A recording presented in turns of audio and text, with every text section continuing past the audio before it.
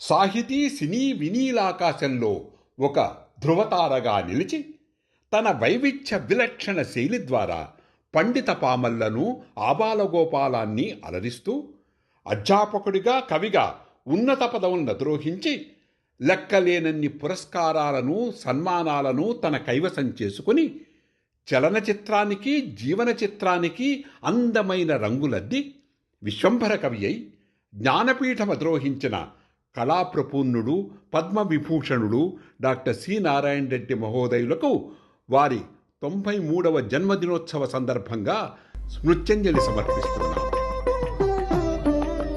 వారి అపూర్వ సాన్నిధ్యంలో మా జ్ఞాపక చిహ్నాలు కొన్ని.